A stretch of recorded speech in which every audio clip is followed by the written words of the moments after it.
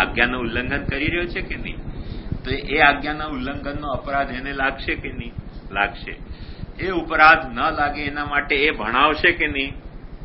ભણાવશે. ભણાવશે તો ભણવાનો પહેલો ક્રમ આનાથી શરૂ થયો કે સ્વાધ્યાયોધ્યેતવ્યથી શરૂ થયો? હવે આ શરૂ થઈ ગયો ત્યારે એને ક્યારેક આવશે વચ્ચે સ્વાધ્યાયોધ્યેતવ્ય. તેના પહેલા થોડી કોઈ સ્વાધ્યાયોધ્યેતવ્ય આવશે. અને આ ભણવાના ક્રમથી અંગ ઉપાંગ બધા ભણશે. તે દિવસે વેદ સ્વાધ્યાય થઈ જશે. તે દિવસે એને સમજમાં આવશે કે ભાઈ વેદનું જે મેં અધ્યયન કર્યું તેને મારે સ્વાધ્યાય તરીકે ભણ્યું છે, તેને સ્વાધ્યાય તરીકે સમજવાનું પણ મારો કર્તવ્ય છે. તે દિવસેથી એને કાળજી જાગશે ને એની. તેના પહેલા તો કાળજી નહીં જાગે ને. શરૂઆતમાં તો શું આપણે ભણતા હોઈએ, રડીને જતા હોઈએ. પછી એક તબક્કો એવો આવે કે આપણા બધા મા બાપ કહેતા હોય કે હવે છોડો તમે ભણવાનું, ધંધામાં દુકાનમાં બેસી જાઓ, હવે તમે પરણીને જાઓ સસુરાલ. અને આપણે રડતા હોય કે ના મારે ભણવું છે. એ પણ પહેલા દિવસે હવે એ કથા કે મારે ભણવા જવું છે, પહેલા દિવસે એ કથા ન હોય તો પાછળથી એ કથા ઉભી થાય. એ ચેપ્ટર આપણી સ્ટોરીમાં પાછળથી ઉમેરાતો હોય છે ને. શરૂઆતમાં એ ચેપ્ટર ક્યાં આવતો હોય છે? એટલે એ ચેપ્ટર આવશે ત્યારે આવશે ને જે દિવસે સ્વાધ્યાયોધ્યેતવ્ય થશે. એના પહેલા તો સ્વાધ્યાયોધ્યેતવ્ય નહીં થાય.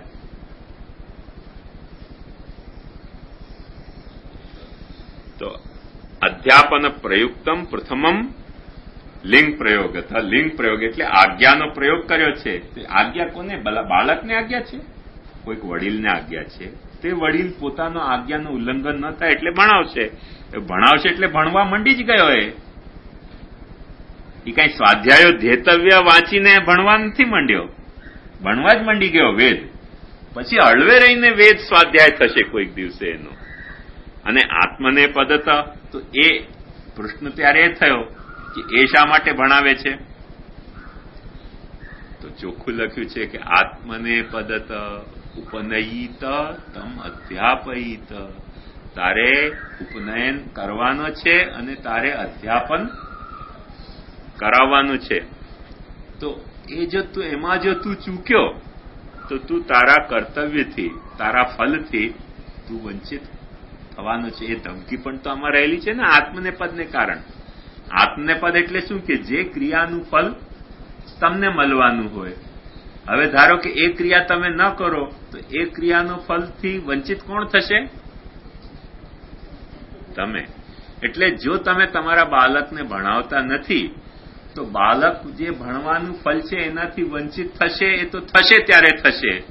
એના પહેલા એનો જે વડીલ છે એ પોતાના કર્તવ્યથી ચૂક્યો ને કે એણે પોતાના બાળકને ભણાવ્યું નહીં. તો એ પહેલા આત્મનેપદથી કઈ વસ્તુ સૂચિત થાય છે કે જો તું ભણાવે તો એનું ફલ તને મળવાનું છે, તને મળવાનું છે. જો તું નહીં ભણાવે તો એ ફલથી કોણ વંચિત રહેશે? તું વંચિત રહેશે. બાળક તો રહેશે ત્યારે રહેશે, પહેલા તું વંચિત રહી જશે. ખ્યાલમાં આવ્યું ને? એટલે એ વાત સમજવાની છે કે આત્મને પદત સ્યાતામ, આત્મને પદત સ્વસ્ય સ્યાતામ. અને આત્મને પદથી એ સાંગ અધ્યયન અને સાંગ અધ્યાપન નું જે ફલ છે એ કર્તૃગામી થશે, અધ્યાપન કર્તામાં આવશે. અને વૃત્તિશ્ચ શેષ્યતિ, એની વૃત્તિ પણ છે. કેમ કે શાસ્ત્રે એક વાત સમજો, યજન યાજન લખી લો. યજન યાજન અધ્યયન અધ્યાપન દાન અને પ્રતિગ્રહ. યજન યાજ દેવ પૂજન કરવું. યાજન એટલે બીજાને દેવ પૂજન કરાવવું. અધ્યયન એટલે પોતે વેદનો અધ્યયન કરવું. હવે વેદનો એટલે વેદનો સાંગોપાંગ અધ્યયન કરવું, સકલ્પ સરહસ્ય. અધ્યયન અધ્યાપન અને દાન પોતે આપવું. અને પ્રતિગ્રહ, પ્રતિગ્રહ એટલે માગ્યા વિના જે મળે તે સ્વીકારવું. માગીને મળે તે તો ભિક્ષા કહેવાય. એ ભિક્ષા જો બ્રાહ્મણ માગે ને તો એ ચોર કહેવાય. આજે આપણે એમ સમજીએ કે બ્રાહ્મણ ના માગે તો કોણ માગે, પણ માગનારો બ્રાહ્મણ જ નથી હોતો એ વાત સમજી જવાની. જે માગે તે બ્રાહ્મણ ન કહેવાય. આ 6 વૃત્તિઓ છે બ્રાહ્મણની. બ્રાહ્મણને માગવાની છૂટ ત્યારે છે કે જ્યારે એ 3 દિવસ ભૂખ્યો હોય ને એને એમ લાગે કે હવે પ્રાણ નીકળી જશે મારા, તો શાસ્ત્ર કહે છે કે તો હું તને છૂટ આપું કે તું માંગ. બાકી તેના પહેલા જો માગે તો માગે તે બ્રાહ્મણ નહીં, સમજી જવાનું. ચોર સસ્તેનો દંડ મરહતી, શાસ્ત્ર ચોખ્ખું કહે છે કે ચોરનો દંડ આપો એને. એ ચોર આવી ગયો, બ્રાહ્મણ નથી આવ્યો જે માગી રહ્યો છે. તો એ મુખ્ય 6 એની ધર્મ કયા. એમાં ધ્યાનથી જોશો તો 3 વૃત્તિઓ છે અને 3 ધર્મ છે. વૃત્તિઓ કઈ? પ્રતિગ્રહ એની વૃત્તિ, અને યજન, અધ્યયન અને દાન એના ધર્મ છે. તો યજન, અધ્યયન, યજન અને દાન તે તેનું ધર્મ, અને યાજન, અધ્યાપન અને પ્રતિગ્રહ તે તેની વૃત્તિ. તેમાંય ફરીથી શાસ્ત્ર એમ કે છે કે પ્રતિગ્રહમ મન્યમાનસ તપસ્તેજો યશોનુદમ અન્યાભ્યામ એવ જીવેત. એવું કોઈ દિવસે તારે નહીં કરવું કે યાજન અને અધ્યાપન વિના ફક્ત પ્રતિગ્રહ ઉપર નભવાનો, ખોટી વૃત્તિ રાખવી નહીં. કેમ કે જો આવી ખોટી વૃત્તિ રાખશે તો તારો તપ, તારો તેજ, તારો યશ બધો સત્યાનાશ થઈ જશે. કેમ કે મફતમાં લે, માગતો નથી. આ તો આઈડિયલ વાત લેવાની છે. કોઈથી માગતો નથી, મફતમાં મળી રહ્યું છે તે લઈ લીધું. કોઈથી માગ્યું નહીં, કોઈને પજાવ્યું નથી. મફતમાં જે આપી ગયો તે મેં લઈ લીધો, તેની શાસ્ત્ર ના પાડે છે કે નહીં, એમ ન લેવાય તારે. કેમ કે આની છૂટ હું ક્યારે આપું છું તને કે જો તું તારા સ્વધર્મમાં પરાયણ હોય તો. એટલે સ્વવૃત્તિમાં પરાયણ હોય તો યાજન અને અધ્યાપન જો તું કરાવતો હોય તો તને પ્રતિગ્રહની પણ હું છૂટ આપું છું. કેમ કે જેને તે યાજન કરાવ્યું છે તે થોડુંક આજે આપશે તો થોડુંક કાલે આપશે, જેને અધ્યાપન કરાવ્યું છે તો થોડુંક આજે આપશે તો થોડુંક કાલે આપશે. તો એના કારણે હું તને છૂટ આપું છું કે તું પ્રતિગ્રહ કર. પણ જો તને એમ લાગતું હોય કે આ પ્રતિગ્રહ કરવાથી મારો તપ, તેજ, યશ ક્ષીણ થઈ રહ્યો છે તો છોડી દે, પ્રતિગ્રહ કર જ નહીં. તું અધ્યાપન અને યાજન કરા. અન્યાભ્યામ એવ જીવેત તપસ તેજો યશોનુદમ. બહુ ખતરનાક વાત છે આ. એટલે કોઈક રીતે વાઘને ઘરમાં પાલવા જેવી વાત છે. તમે પાલો એમાં વાંધો નથી, પણ કોઈક વખતે ખાઈ પણ શકે તમને. વાઘને એ ગતાગમ ન હોય કૂતરાની જેમ કે તમે પાલ્યો એટલે તમને ખાઈ ન જાય. વાઘ મોટો થાય તો ખાઈ પણ જાય, તમે કેટલો પાલો એને. કેમ કે બિચારાને વાઘને ખબર નથી પડતી ખાવું ન જોઈએ મારે. શું થયું?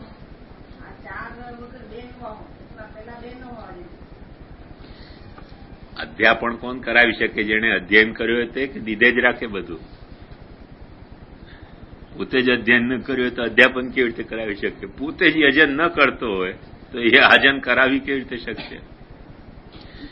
એ તો પછી આવું જ કરાવશે ને. ઇકો એણચી સ્વાહા ઇકો સ્થાને એણસ્યાદચી સંવિતાયામ વિશે સ્વાહા અધેન ગુણ સ્વાહા અધેંચ ગુણ સંયમ સ્યાત સ્વાહા એવું ભણાવશે ને. એની કઈ મંત્ર બોલતા થોડી આવે.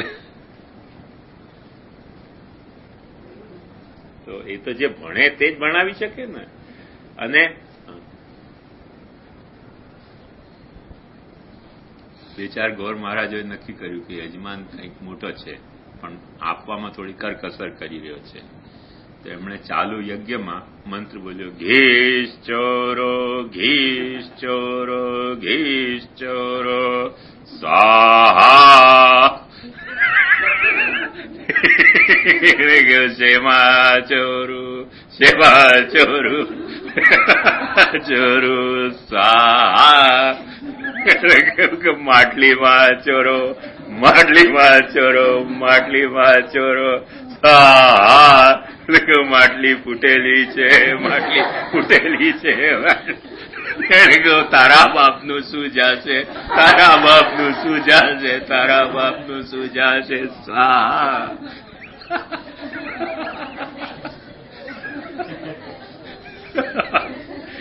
ઘર મારા જે બધા એવા મસ્તરામ હોય.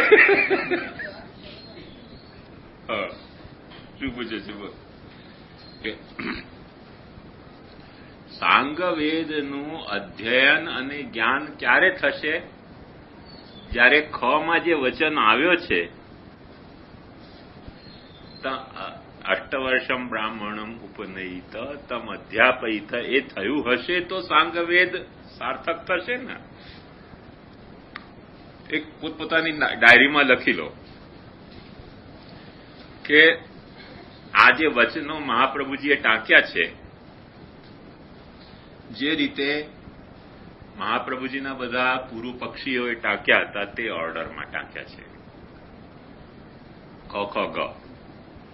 પણ મહાપ્રભુજીએ જે ઓર્ડર અહીંયા સમજાવવા માંગે છે તે ઓર્ડર કેવી રીતે છે? ખ પછી ગ છેવટે ક. જે ઓર્ડર મહાપ્રભુજી સમજાવવા માંગે છે તે ક ખ ગ ગ નહીં, ક ખ ગ નહીં, પણ ખ ગ અને ક.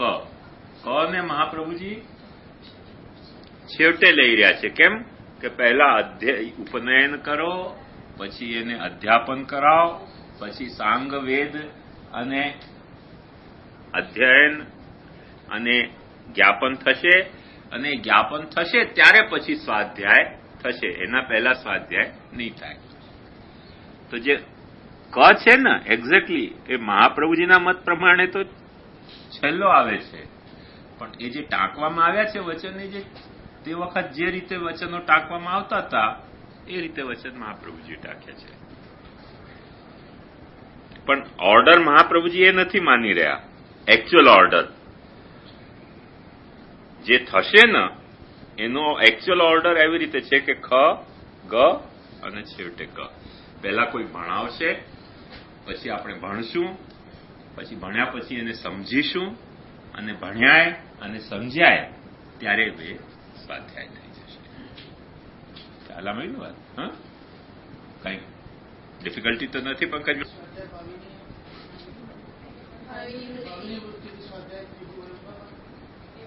એવું જ છે, ભાવની વૃત્તિથી સ્વાધ્યાય કીધું છે. પણ મુખ્ય મુદ્દો છે કે ભાવની વૃત્તિથી પણ સ્વાધ્યાય જો કીધું હોય તો પણ એક મુદ્દો તો રહેશે ને કે જેમ ભાવીની વૃત્તિથી આપણે શર્ટ કહીએ, આપણે દરજીને કહીએ ભાઈ શર્ટ બનાવી દેજો, કાપડ જઈને દરજીને આપીએ, લ્યો આનું તમે શર્ટ બનાવો. તો શર્ટ તો બનાવ્યા પછી બનશે, પણ એક વાત સમજો કે એ બને ત્યારે શર્ટ તો હોવું જોઈએ કે નહીં?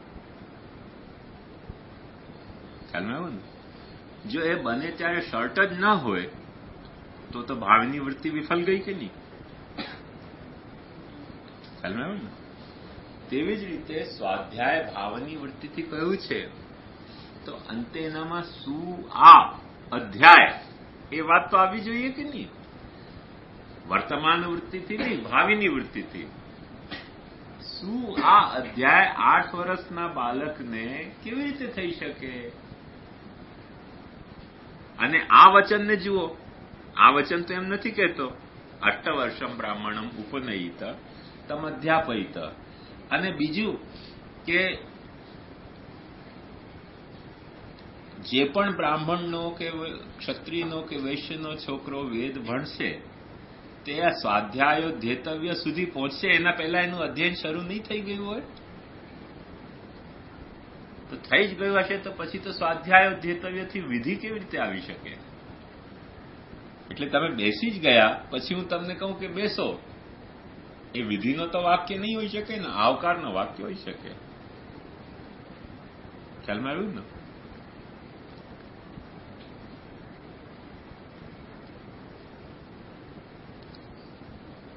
મુદ્દો એ છે ભાવિની વૃત્તિ હોય એમાં વાંધો નથી આવતો, પણ જે ટેકનિકલ હિચ આવી રહી છે એમાં તે એ જ બાબતની આવી રહી છે કે ભાવિની વૃત્તિ પણ એ કહેવાશે ક્યારે, જ્યારે એ કહેવા આપણે જશું એના પહેલા તો એનું વેદનું અધ્યયન તો થિયોરિટિકલી તો સ્ટાર્ટ થઈ જ ગયું હોવું જોઈએ ને. અને જેનું સ્ટાર્ટ નથી થયું તેને સ્વાધ્યાયો ધેતવે વાક્ય જડશે ક્યાં? વેદમાંથી તો નહીં જડે ને, કોઈકનું કહેલું જડે. એ પાછું વેદ છે કે નથી એનો નિર્ણય કરવાનું રહ્યું બાકી. એમાં ઘણા બધા લોચાઓ છે ને, કમ્યુનિકેશન ગેપ છે એમાં, સેકન્ડ હેન્ડ ઇન્ફોર્મેશન છે એ રીતે.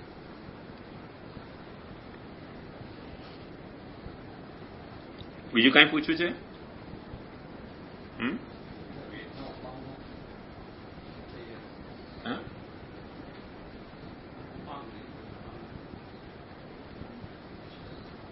બહુ મોટો વિસ્તાર છે, મને બાય હાર્ટ પૂરો નથી, પણ ષડંગ, પછી ષડંગના ઘણા બધા ઉપાંગો છે, પછી આ જે કલ્પ છે, જેમ કલ્પસૂત્ર છે, તો એ કલ્પમાં પણ પાછા ધર્મ, ગ્રહ્ય, શ્રૌત એવા ભેદો છે. પુરાણ, ન્યાય, મીમાંસા, ધર્મશાસ્ત્ર અંગ મિશ્રિતા. પુરાણ, ન્યાય, મીમાંસા, ઘણા બધા અંગ ઉપાંગોનો વિસ્તાર છે. અને તેમજ વેદના પણ ઉપવેદો પાછા ઘણા છે. આ સર્વનિર્ણયમાં બધાની ચર્ચા મહાપ્રભુજી કરી છે, આપણે ક્યારેક બેસીને જોઈ લેશું. એવી સિચ્યુએશન થઈ ગઈ છે. એટલે જે મળે તે જ ભણી શકાય ને. જેમ આપણા વડીલ ક્યાંક સંપત્તિ છોડી ગયા હોય, હવે બધી તો મળે નહીં ને આપણને, પણ જે મળે તે તો લેવી જોઈએ કે નહીં. કેટલીક જમીનો પચાવી ગયા હોય. અમારા મોટા મંદિરમાં એવું થયું, અમારી ગાયો મોટા મંદિરની ને મ્યુનિસિપાલિટીએ નોટિસ આપી કે તમે શહેરમાં નથી રાખી શકતા, શહેરની બહાર રાખો. શહેરની બહાર રાખી, પેલો દૂધવાળો ભાઈઓ પાણી મલાવતો હતો. દૂધવાળો ભાઈઓ પાણી ન મલાવે એના માટે એના ઉપર એક માણસ રાખ્યો. એ માણસ આખો પ્લોટ જ પચાવી ગયો. સંપત્તિ અમારી બધી ગઈ. એવી રીતે કોઈ પચાવી જાય. જે મળ્યું તે પછી એમાં લઈને કોમ્પ્રોમાઇઝ કરીને આપણે છોડવું જ પડે ને.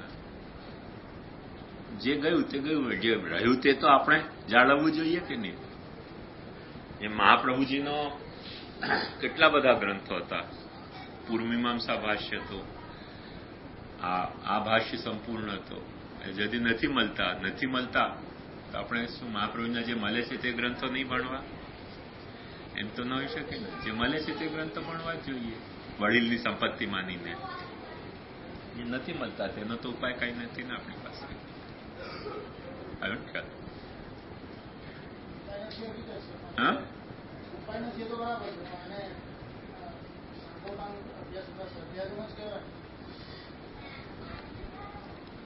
એટલે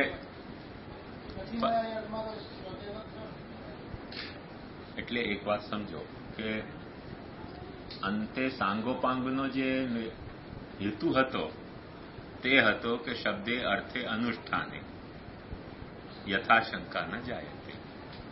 હવે એ જો તમે સિદ્ધ કરી શકતા હો જે એવેલેબલ છે એનાથી, પણ જે મહાપ્રભુજીના જે એવેલેબલ ગ્રંથો છે એનાથી મહાપ્રભુજી આપણી પાસેથી શું અપેક્ષા રાખે છે એ જો આપણે સમજી શકતા હોઈએ તો વાત પતી ગઈ. એક બાળકે મને એમ કહ્યું હતું કે તમે જેટલા ગ્રંથો વાંચ્યા છે, મેં આમાં પ્રશ્નોત્તરીમાં મૂકે છે પ્રશ્ન, એના સિવાયના બીજા ગ્રંથો અમારી પાસે હસ્તલિખિત મહાપ્રભુજીના છે અને એ તમને જોવાય નથી મળ્યા. અને તેમાં લખેલું છે કે મંદિર ચલાવી શકાય છે, જાહેર મંદિર. વાત તો સાચી છે. એ વાત તો મારી પાસે તો હસ્તલિખિત ગ્રંથો છે નહીં. મારી પાસે તો જે છપાયેલા ગ્રંથો છે તેના આધારે હું કહી દઉં છું. હવે શું થાય? સ્વાધ્યાય કરવું છે કે નહીં? મહાપ્રભુજીના વચનોનો સ્વાધ્યાય કરવો છે કે નહીં? હવે ઉપાય એક છે કે શબ્દે અર્થે અનુષ્ઠાને યથા શંકા ન જાય. તે મહાપ્રભુજીના વચનોનો આપણે અભિપ્રાય એ રીતે સમજવો છે. હવે જે એમની પાસે હસ્તલિખિત રૂપમાં છે, ખરેખર જો એ સાચું બોલતા હોય તો તાકીદે એમને છપાવવા જોઈએ. લ્યો, આ ગ્રંથો છે, મળી ગયા, અને આ એનું પ્રૂફ કે આ એટલા પ્રાચીન છે. કોઈ જાતનું ફેબ્રિકેશન મેં કર્યું નથી. એટલું તો કરવું જોઈએ કે નહીં? એ પોતાની વાત ઉપર મક્કમ હોય તો. ઈ પાછું કરતા નથી અને મને જ ધબડાવે રાખે કે તમે વાંચ્યાય નહીં હોય, તમે જોયા નહીં હોય. એવા હસ્તલિખિત ગ્રંથો અમારા પુસ્તકાલયમાં છે ને એમાં લખેલું છે કે જાહેર મંદિર ચલાવી શકે છે. એમાં લખેલું છે, તમે પ્રકટ કરો તો હું વાંચીને કહું કે એમાં લખ્યું છે કે નથી લખ્યું. પ્રકટ ન કરો, ખબર કેવી રીતે પડે? હવે જે પ્રકટ છે એમાંથી એવું લાગતું નથી કે જાહેર મંદિર પુષ્ટિ માર્ગમાં ચાલી શકે. દૃશ્યમાન શું કીધું છે? જે અવેલેબલ છે એમાં તો નથી. હવે હસ્તલિખિત પ્રકટ કરે તો આપણે પાસે, આપણે એમ તો નથી કહી શકતા કે ભાઈ જે અપ્રકટિત ગ્રંથોને મહાપ્રભુજીને આપણે સ્વીકારવા તૈયાર નથી. પણ તમે કહો છો કે અપ્રકટિત ગ્રંથ તમારી પાસે છે તો એની પ્રકટ કરવાની જિમ્મેવારી તમારી કે મારી? હું તમને કહું, મારી પાસે કોઈનું છે, મને દરિદ્ર નહીં સમજતા. કોણ તમને દરિદ્ર સમજે? પ્રશ્ન દરિદ્ર સમજવાનો નથી, પણ પછી કોઈનું છે તેનો કઈ ચમત્કાર તો દેખાડો કે નહીં? કઈ ચમકારો તો દેખાડો નહીં. ચમકારો પાછો દેખાડે નહીં. અમારે મોટા મંદિરમાં એક રામજીભાઈ આવતા, એમને ભ્રમણા થઈ ગઈ હતી કે વૈજયંતી માલાના પતિ છે. એમ જ ભ્રમણામાં જ રહેતા, ને પાછા એવા મસ્તરામ માણસ કે દરેક વ્યક્તિ એમને એમ જ કહેતો, કોઈ પિક્ચર વૈજયંતી માલાનો આવે ને ત્યાં આવીને કે કેમ તમે જોયું પિક્ચર? હું તો પિક્ચર જોઉં નહીં એટલે મને ખ્યાલ ન પડે. પેલા પિક્ચરમાં આ વખતે એનો બાલી હતો ને પતિ વૈજયંતી માલાનો, દરેકને જઈને ઇન્ફોર્મેશન આવશે. આ વખતે તો નવા પિક્ચરમાં એને વૈજયંતી માલા બાલી નથી સાઇન કરી, VR કાપડિયા સાઇન કરી છે. એટલે વૈજયંતી માલા રામદાસ કાપડિયા. સમજો? અને પાછું એવો એને ભ્રમણા. ગોવા જયારે સર કર્યું ને, ફતેહ કર્યું નહેરુજીએ, ત્યારે 10 દિવસે આવ્યો થાકીને. અરે થાકી ગયો. મેં કહ્યું શું થયું રામદાસભાઈ? હું 2 વચ્ચે સંડોવાઈ ગયો. નહેરુજી કહે કે તમારે ગોવા જવું પડશે. તમારા ગોવા ગયા વિના આપણે ગોવામાં મિલિટરીને સોંપશું નહીં. અને વૈજયંતી માલા ગુસ્સે થઈ ગઈ કે રામી તને જવા નહીં દઉં. અમારે જવું ક્યાં? માંડ માંડ મારે પછી જવું પડ્યું માફી માંગીને. હવે આવ્યો છું, ગુસ્સા થઈ ગઈ છે મારા ઉપર. ગુસ્સાય થઈ જતી વૈજયંતી માલા એના ઉપર. ના, પાગલ નહીં, બહુ પરોપકારી જીવ હતો. તમે એની હામાં હા મેલાવ. તમારું હોસ્પિટલમાં એડમિશન ન થતું હોય, હોસ્પિટલમાં, સ્કૂલમાં ન થતું હોય, સ્કૂલમાં પોલીસ કોઈને પકડી લઈ ગયો તો છોડાવી લાવે, એવો ઇન્ફ્લુએન્શિયલ માણસ. પણ બસ એની આ વાતમાં હામાં હા કરવી જોઈએ કે અમે જોયું હતું. કોઈ પછી એને એમ ચડાવી દેતા, ચગાવી દેતા કે અમે તો મરીન ડ્રાઈવ ફરવા ગયા હતા, તે બાલીમાં ને વૈજયંતી માલામાં મારી ચાલી રહી હતી. પેલો કહેતો હતો કે રામદાસ પાસે નહીં જવા દઉં, અને કહેતી તું જઈને રહીશ. મારી ખરેખર ચાલતી હતી. હા હા, અમે સાંભળીને ખુશ થઈ જતો, મારી થઈ ગઈ ત્યાં. એક દિવસે મેં કહ્યું ભાઈ તો કેમ તમે આવું વાત કરો છો, શું ફાયદો થશે? એટલો ગુસ્સે થઈ ગયો. મંદિરની 4 દિવારમાં બંધ પુરાઈને રહો છો, ગામમાં શું ચાલે છે તમને કઈ ખબર છે? હોશ છે? મેં નથી હોશ. ભલે હમણાં પેલા અક્કલ લાવ તમારામાં. મને એમ કહ્યું ગામમાં શું ચાલે છે તમને શું હોશ? મેં કહ્યું એ તો હોશ નથી. બાકી બધું નોર્મલ હો, એબ્સોલ્યુટલી નોર્મલ. એ જ બાબતમાં એને થોડોક લફડો હતો. બાકી મહાપરોપકારી જીવ પાછો. હે એમાં આપણે બસમાં મળે ને તો પાછું એમ જ ચર્ચા શરૂ કરે ને આપણે બધા સાથના યાત્રીઓ જોઈએ એટલે એ ભલી જાય બસમાં તો હું ઉતરી જતો કેમ કે પછી આપણને આવા ગાંડા સમજે ઈ ચડ્યા નહીં રામદાસભાઈ એટલે આપણે ઉતરી જ જવાનું તો પછી વાતો એવી જ કરે કે આજે આમ થયું ને આમ થયું વૈજયંતી માલાએ આમ કહી દીધું અને શરીરમાં ખરજવા પાછા આમ ખરજતો જાય ને કજવાડતો જાય ને કહેતો જાય શું વૈજયંતી માલા શું કહી શકાય એટલે એવા રામદાસભાઈ ઘણા હોય છે ને એમને મહાપ્રભુજીના બધા હસ્તલિખિત ગ્રંથો હોય લાઇબ્રેરીમાં તમે જાણો નહીં પછી એ શું કરે હે હા ખબર કેવી રીતે પડે એનો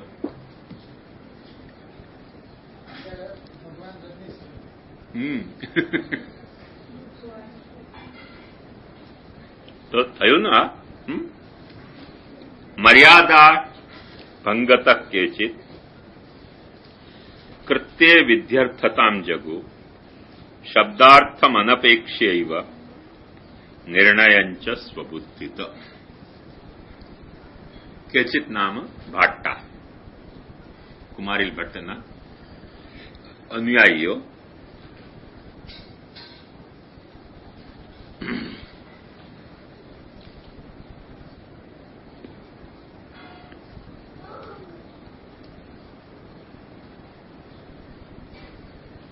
એ લોકોની બધી દલીલનો સાર મહાપ્રભુજી અહીંયા એક શબ્દમાં મૂકવા માંગે છે મર્યાદા ભંગતા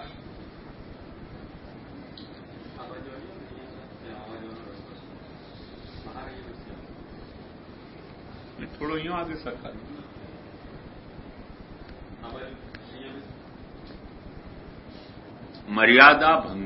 મર્યાદા ભંગતા એટલે એક વાત સમજો કે જેણે જે ધર્મ કરવું હોય તેને તે ધર્મની આજ્ઞા તો હોવી જોઈએ ને કરવાની.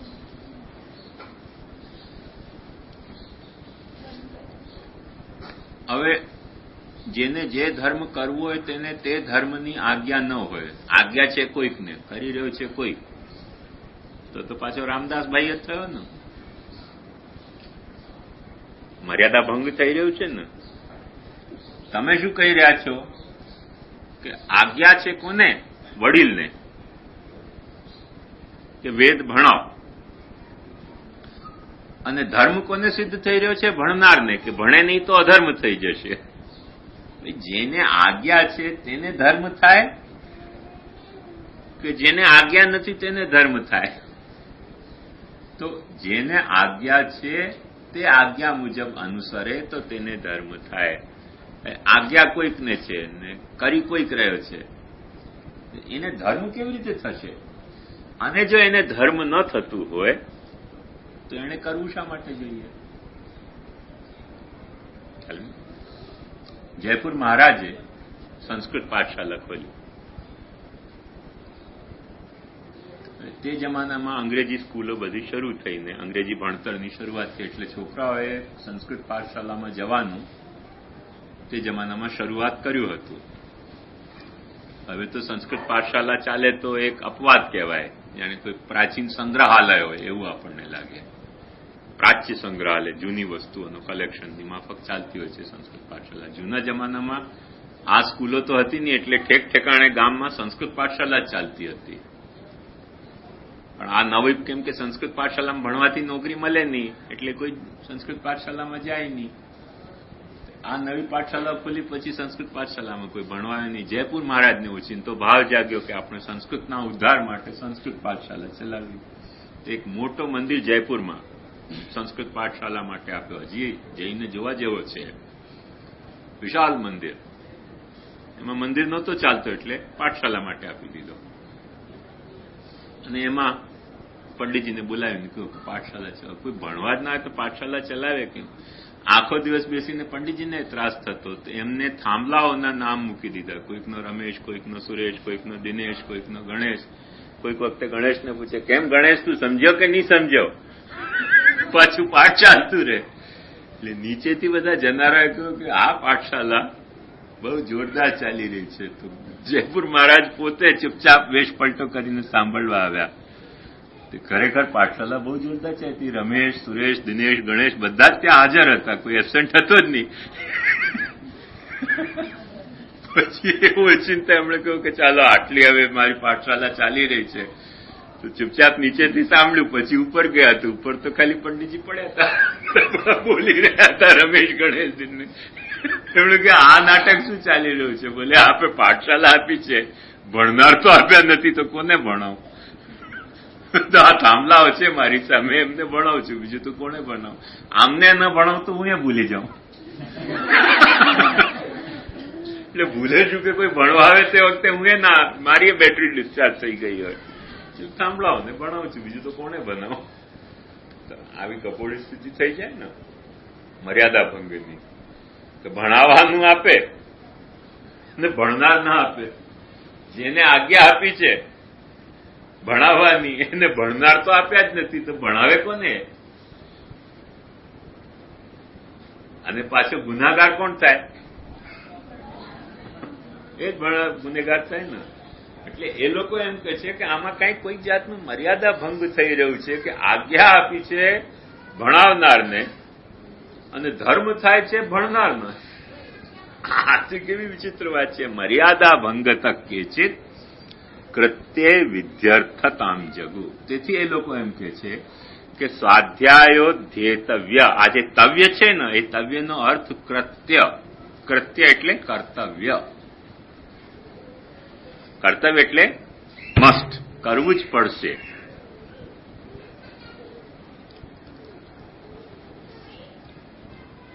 કૃત્યનો એક અર્થ આવશ્યક પણ હોય, કૃત્યનો એક અર્થ વિધિ પણ હોય, તો પરમ છે.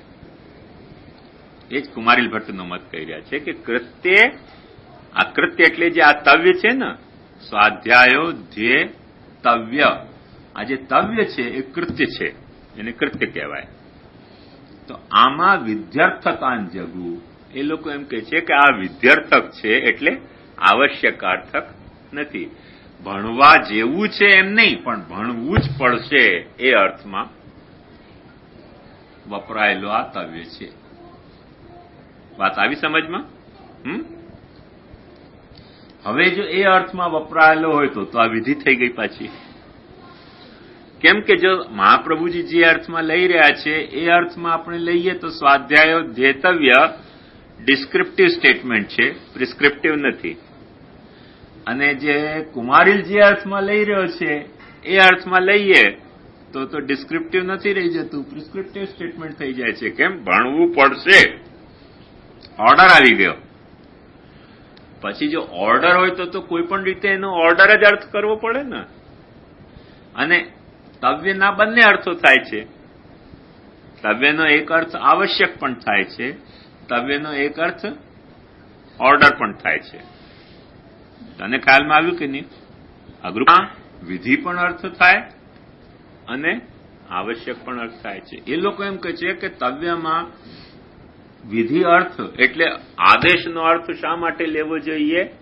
કેમ કે આદેશનો અર્થ નહીં લેશો તો મર્યાદા ભંગ થાય છે.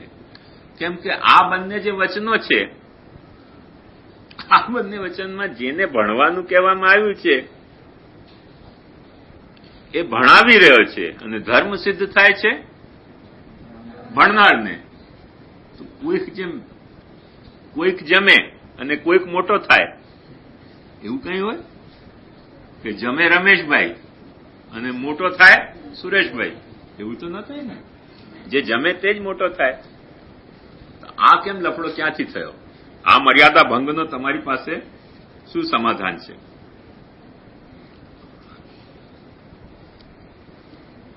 મહાપ્રભુજી એના ઉપર પોતાની કોમેન્ટ બહુ મજેદાર આપી રહ્યા છે. શબ્દાર્થમ અનપેક્ષૈવ. એ લોકોને શબ્દની, સ્વાધ્યાય શબ્દની કે સ્વાધ્યાય શબ્દનો જે અર્થ છે, શું આ અધ્યાય, એનો વિવેચન કરવાની કોઈ અપેક્ષા હોય જ નહીં એવું લાગે છે. બસ એમના હાથમાં એક તવ્ય આવી ગયો છે અને એક આર્ગ્યુમેન્ટ આવી ગઈ છે મર્યાદા ભંગ. મર્યાદા ભંગ થઈ રહ્યો છે. મર્યાદા ભંગ થઈ રહ્યો છે એટલે અહીંયા વિધ્યર્થ માનો તવ્યને. તવ્યના તો બંને અર્થ થાય, પણ એમાંથી વિધ્યર્થ શા માટે માનવો? કેમ કે મર્યાદા ભંગ થઈ રહ્યો છે. અને પછી સ્વાધ્યાયનો શબ્દ ત્યાં વેદોધ્યેતવ્ય નહીં કહ્યું અને સ્વાધ્યાયોધ્યેતવ્ય કેમ કહ્યું? બોલે ચિંતા નહીં કરો, પરવાઈ લે. અને શું આ અધ્યાય? પરવાઈ લે, જવા દો ને, જે હોય તે. મર્યાદા ભંગ ન થવો જોઈએ. એ લોકોનો ભાર આ વાત ઉપર છે. ખ્યાલમાં આવ્યું ને? શબ્દાર્થમ અનપેક્ષ્યૈવ. અને પાછળથી મહાપ્રભુજી એક ટકોર કરી રહ્યા છે કે નિર્ણયંચ સ્વબુદ્ધિત. એમને જે સૂજી ગયું તે જ નિર્ણય આપી રહ્યા છે. આગળ પાછળનું વિચાર કરતા હોય એવું મને નથી સમજમાં આવી રહ્યું. નિર્ણયંચ સ્વબુદ્ધિત. એમનો નિર્ણય પોતાની બુદ્ધિથી આપેલો નિર્ણય છે. વેદ વચનનો વિચાર કરીને આપેલો નિર્ણય મને નથી લાગતો.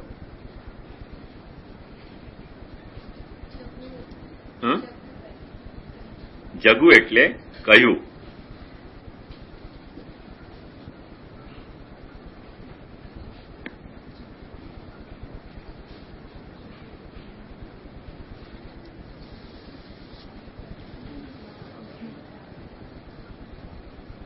જો હવા વહે છે, કોઈક એમ સમજે છે કે કરીને વહે છે હવા, કરીને વહે છે કે સરળ વહે છે, કશું ખબર નથી. તો પોતપોતાની અભિગમ છે કે તમે શું માની રહ્યા છો. વ્યક્ત ત્યાં કશું નથી. વ્યક્ત હોય તો આવા બધા અર્થઘટન શબ્દઘટનો જુદા ન થાય.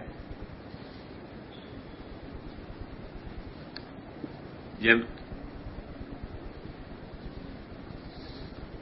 તમને કદાચ ખ્યાલ હોય તો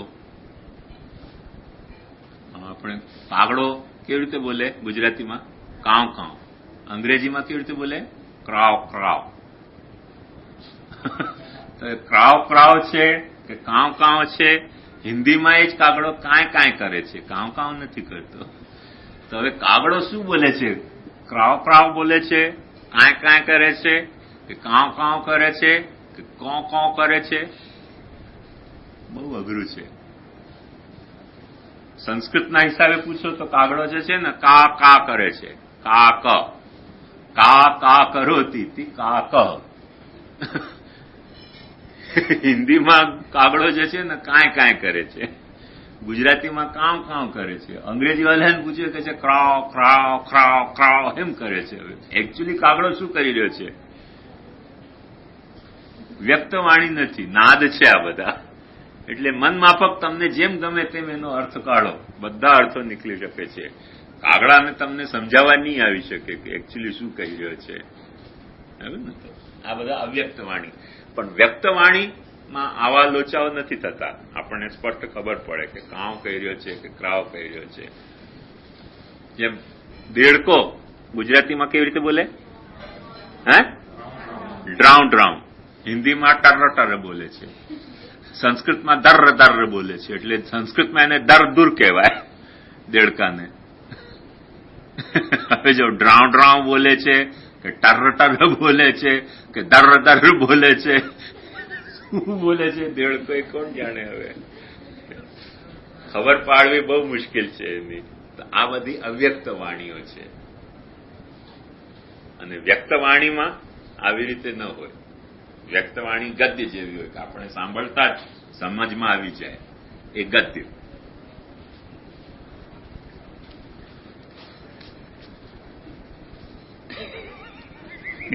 મજા આ ગઈ કે નહીં તેરે કો? શબ્દાર્થમ અનપેક્ષૈવ નિર્ણયંચ સ્વબુદ્ધિત. હવે મહાપ્રભુજી કહી રહ્યા છે અધ્યાપન પ્રયુક્તમ હિ તસ્માદ અધ્યયનમ મતમ એતર્હ્યપી તથૈવેતન ન કાર્યા કલ્પના તત. આ એક મહાપ્રભુજીએ બ્રહ્માસ્ત્ર છોડી દીધો છે. એટલે બોક્સિંગ થાય ને એમાં બહુ કોઈ પંચ એવો હોય ને જે ટફ પંચ કહેવાય, ટફેસ્ટ પંચ કહેવાય. સીધો આવીને પડે ને, ઝંઝનાટી થઈ જાય એવો પંચ છે. અને એ લખો તમે શ્લોક. વેદસ્યાધ્યયનમ સર્વમ વેદસ્યાધ્યયનમ સર્વમ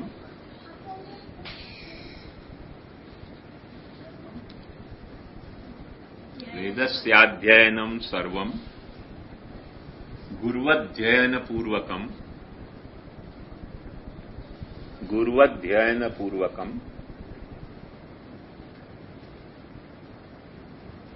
વેદાધ્યયન સામાન્યાત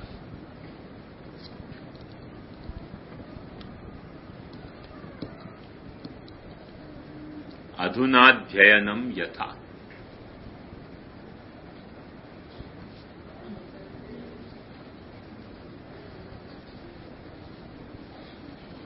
શું હતું કે વેદ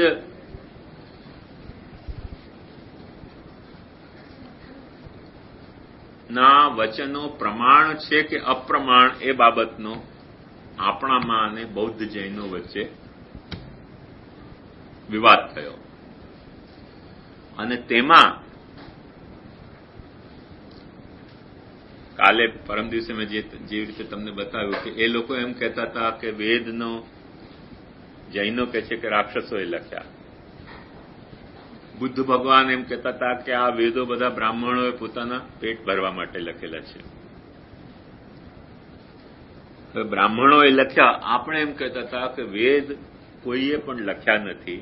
વેદ તો ઋષિ મુનિઓને એમની સમાધિમાં સંભળાયા. સમાધિ એમણે જયારે લગાવી ત્યારે એમને સમાધિ અવસ્થામાં સંભળાયા. તેથી વેદને શ્રુતિ કહેવામાં આવે છે. સંભળાયેલા જે શબ્દો તે શ્રુતિ અને યાદ આવેલા જે શબ્દો તે સ્મૃતિ. આવ્યું ને ખ્યાલમાં? તો વેદ બધી શ્રુતિઓ છે. એટલે કોઈએ કહેલા શબ્દો નથી, કોઈએ લખેલા શબ્દો નથી. આ તો સંભળાયેલા શબ્દો છે અને આ સનાતન શબ્દો છે. કોઈએ કહ્યા કે લખ્યા નથી. એ બાબતનો સ્ટેટમેન્ટ કુમારિલ ભટ્ટે બુદ્ધોને સામે આપ્યો કે તમે કહો છો કે બ્રાહ્મણોએ લખ્યા, પણ બ્રાહ્મણોએ લખ્યા જ નથી. કેમ કે અમારે ત્યાં ક્યાંય પણ એવો ઉલ્લેખ મળતો જ નથી કે કોઈ પણ આ ફલાના બ્રાહ્મણે, જેમ બુદ્ધના જે ઉપદેશો છે તે બુદ્ધે કહ્યા છે એવો ઉપદેશ, એવો ઉલ્લેખ બુદ્ધના ગ્રંથોમાં પોતે બુદ્ધ માટે મળે છે. એવું વેદમાં ક્યાંય ઉલ્લેખ મળતો નથી કે આ મંત્ર આ ઋષિએ કહ્યો. આ મંત્રનો દ્રષ્ટા આ ઋષિ છે. આ મંત્રનો શ્રોતા સમાધિમાં દર્શન આ મંત્રનું આ ઋષિએ કર્યું. મંત્ર દ્રષ્ટારોહી ઋષયા એમ કહેવામાં આવે છે. તો આ વાતને સિદ્ધ કરવા માટે એમણે એક દલીલ આપી કે વેદસ્ય અધ્યયનમ સર્વમ, જેટલું વેદ છે તે હર હંમેશ ગુરુઓના મુખથી ભણાતું રહ્યું છે. જેમ આજે પણ કોઈ વેદને લખતો નથી, પણ ગુરુઓના મુખથી વેદ ભણવામાં આવે છે.